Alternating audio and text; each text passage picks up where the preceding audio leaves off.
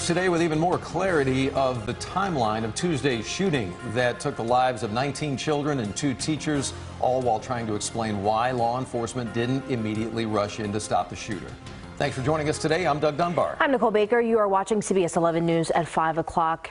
All the faces of all 21 victims, you're seeing them right now of that shooting. The Texas Department of Safety tells us today that officers waited in the hallway of Robb Elementary School for more than 45 minutes before agents actually confronted the shooter. Investigative reporter Brian New is joining us. Brian, the state's top law enforcement officer is the one who made some very sobering and for some very angering statements today.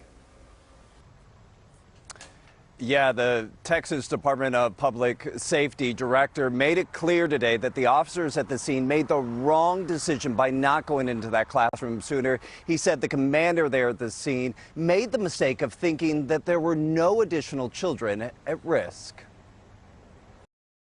Of course it was not the right decision. It was the wrong decision, period. There's no excuse for that. But again, I wasn't there, but I'm just telling you, from what we know, we believe there should have been an entry at that as soon as you can. Hey, when there's an active shooter, the rules change. The Texas DPS director said within 4 minutes of entering the classroom, the gunman fired more than 100 rounds. And then there was silence, a long pause of no gunshots. That's why the DPS director said officers at the scene thought it was no longer an active shooter situation. During that time, teachers and students inside were calling 911. One teacher whispering over the phone that she was in room 112, and then calling back minutes later whispering 8 to 9 students are alive. Those messages were never relayed back to officers on scene. We also learned today of red flags from the gunman on social media chats dating back at least 3 months. He had Instagram, a 4-group chat, and it was discussed that Ramos being a school shooter. That was on February 28th of 2022.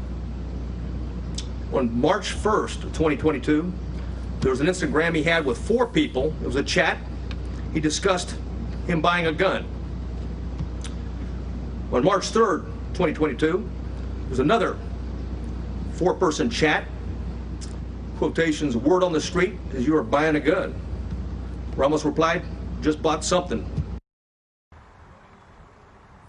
Missed warning signs, wrong decisions. It was yet another day here in Uvalde that as more information comes out, the more the frustration and the anger here grows.